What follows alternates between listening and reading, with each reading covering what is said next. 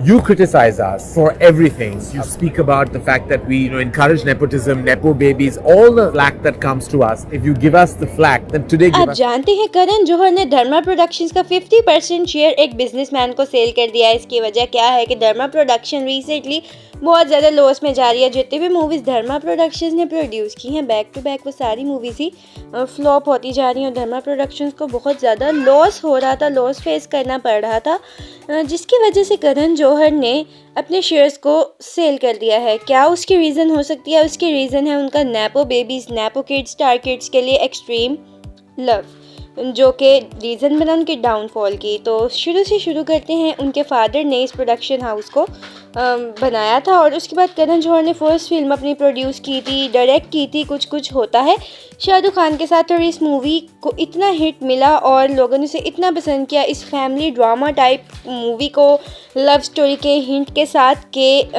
करण जौहर को इसके लिए अवार्ड भी मिला और आइकॉनिक जोड़ी बन गई ऑन स्क्रीन कपल शाहरुख और काजोल की इस मूवी के बाद, जिसमें रानी मुखर्जी भी थी।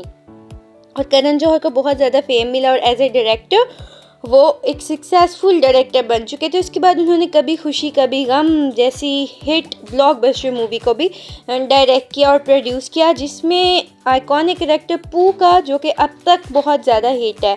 तो शाहरुख खान और ऋतिक रोशन, करीना और काजोल की ये मूवी थी। उसके बाद धर्मा प्रोडक्शंस ने, करण जौहर ने बहुत सारी हिट मूवीज़ दी और करण जौहर टॉप पे पहुंच चुके थे, लेकिन इन सब में एक चीज़ कॉमन थी, वो थे शाहरुख खान।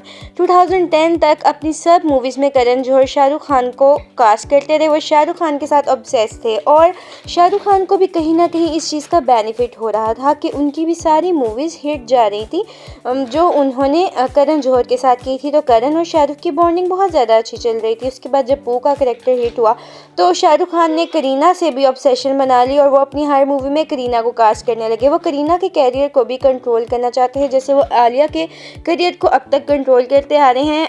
तो करीना कपूर लेकिन शुरू से ही एक फास्ट प्लेयर हैं, उन्होंने इस चीज़ को जज कर लिया और वो किसी को अपने आप को कंट्रोल तो बिल्कुल नहीं करने देती। तो जैसे ही करण जौहर ने उनको कंट्रोल करना चाहा, करीना ने उन्हें मना कर दिया। इवन कभी खुशी कभी गम के बाद एक और मूवी थी जिसमें उन्होंने करीना को ऑफर किया था, लेकिन उन्होंने रिजेक्ट कर दिया। उसके बाद उन्होंने 3 न्यू फेसेस को लॉन्च किया, स्टूडेंट ऑफ द ईयर से आलिया भट्ट, सिद्धार्थ और वरुण धवन को उन्होंने न्यू फेसेस को लॉन्च किया, क्योंकि करीना कपूर के साथ उनकी जो ऑब्सेशन थी वो सक्सेसफुल नहीं रही। करीना ने अपना पाथवे खुद बनाया, तो करण जौहर ने आलिया भट्ट को लॉन्च कर दिया और आलिया भट्ट के साथ ऑब्सेस्ड हो गए। सबसे ज़्यादा ऑब्सेशन उनकी रही है आलिया भट्ट के साथ। उन्होंने आलिया भट्ट को इतना ओवर एक्सपोज कर दिया था कि रिसेंटली हर मूवी में पूरे बॉलीवुड में आलिया ही आलिया नजर आ रही थी और लोग इतना ज़्यादा एक ही फेस देख देख के बोर हो जाते हैं। और Kapoor and sons, Humpty Sharma Ki Dulhania, dear Zindagi, Raazi, इस तरह की मूवीज़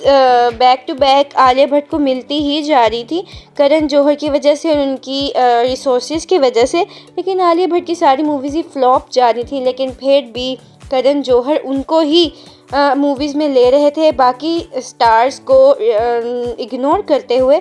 उसके बाद कलंक की बहुत ज़्यादा हाइप हुई कि कलंक बॉक्स ऑफिस के रिकॉर्ड्स ब्रेक कर देगी, लेकिन ऐसा कुछ नहीं हुआ। कलंक बुरी तरह फ्लॉप हुई और यहीं से स्टार्ट होता है करण जौहर का प्रॉपर वाला डाउनफॉल। लेकिन करण ने इस चीज़ से भी कोई लेसन नहीं लिया, वो फिर भी अपनी ज़िद पे अड़े रहे और आलिया भट्ट को ही मूवीज़ में कास्ट करते रहे। आलिया की सक्सेसफुल मूवीज़ नहीं जा रही थी। उसके बाद भी रॉकी और रानी की प्रेम कहानी को बहुत हाइप मिली, लेकिन वो भी फेल हो गई। उसके बाद करण जौहर ने अनन्या पांडे और जानवी कपूर को भी लॉन्च कर दिया।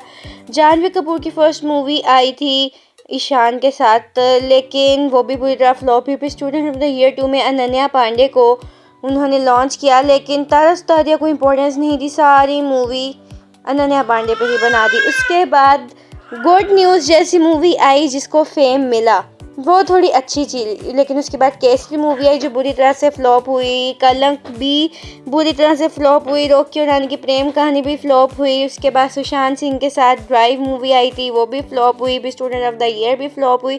इतने सारे फ्लॉप्स जब एक प्रोडक्शन हाउस देते तो वो प्रोडक्शन हाउस बंद ही हो जाता है, क्योंकि उसका सक्सेस रेट बहुत ज़्यादा गिर जाता है। सुशांत सिंह राजपूत की डेथ के बाद करण जौहर को और ज़्यादा हेट मिलना शुरू होगी, क्योंकि सब कहने लग गए कि करण जौहर के नेपोटिज्म को सपोर्ट सपोर्ट करने की वजह है, जिसकी वजह से टैलेंटेड एक्टर एक्ट्रेसेस जैसे सुशांत सिंह राजपूत को कहीं से भी काम नहीं मिलता, और इस वजह से डिप्रेशन की वजह से, स्ट्रेस की वजह से वो सुसाइड कर लेते हैं या बॉलीवुड को ही छोड़ देते हैं। उसके बाद करण जौहर ने जानवी कपूर को बहुत ज़्यादा हाइप दी और जानवी कपूर को बहुत सारी मूवीज़ में कास्ट करते रहे, लेकिन जानवी ने भी सारी फ्लॉप्स दी। उसके बाद अनन्या पांडे, जिनको ज़रा भी एक्टिंग नहीं आती, जानवी की एक्टिंग को भी ऑडियंस ने बिल्कुल भी पसंद नहीं किया। उसके अलावा करण जौहर अपने रियलिटी शो कॉफ़ी विद करण में भी स्टार किड्स को बुला के प्रमोट करते रहते हैं। मिस्टर एंड मिसेस माही जानवी कपूर की रिसेंट मूवी आई है, लेकिन वो भी फ्लॉप जा रही है। उसके बाद बैड न्यूज़ मूवी आई।